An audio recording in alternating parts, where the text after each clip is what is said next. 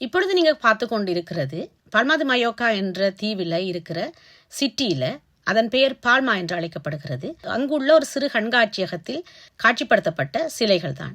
இவ்விரு சிலைகளும் வெறும் கம்பிகளால் மட்டுமே உருவாக்கப்பட்டிருக்கின்றன. ஒவ்வொரு காலத்துக்கும் இங்கு வைக்கப்படும் சிலைகள் மாற்றமடைந்து கொண்டிருக்கின்றன. இப்பொழுது நாங்கள் பார்த்து கொண்டிருக்கிற இந்த 2 சிலையும் ஒரு ஆண் ஒரு பெண் என்ற முகங்களின் வடிவங்களே செய்யப்பட்டிருக்கிறது.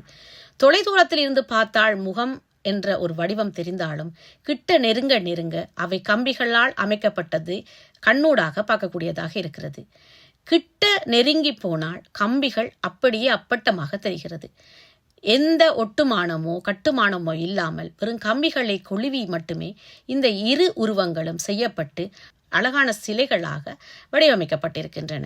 இதை பார்த்து நான் வியந்ததோடு கனநேரம் அந்த சிலைகளின் கீழிருந்து இது எப்படி செய்திருப்பார்கள் என்று சிந்தித்து கொண்டிருந்தேன். மிக அழகாக காட்சிப்படுத்தப்பட்ட இந்த சிலைகள் என் மனதை ஆழமாக கொள்ளை கொண்டது என்று தான் சொல்ல வேண்டும்.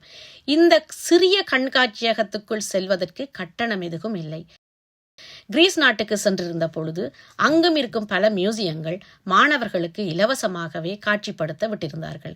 அதே போலதான் பால்மா தி மயோர்கா என்ற இந்த சிறிய தீவு பல அழகான இடங்களை இலவசமாகவே மக்கள் பார்வைக்கு வைத்திருந்தது அந்த அரசாங்கத்தை பெருமைப்படுத்தும் விடயமாகவும் அந்த அரசாங்கத்தை பாராட்டக்கூடிய ஒரு விதமாகவும் அமைந்திருந்தது.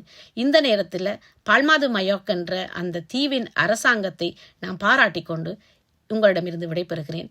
உங்கள் பிரியாளவன். நன்றி, வணக்கம்.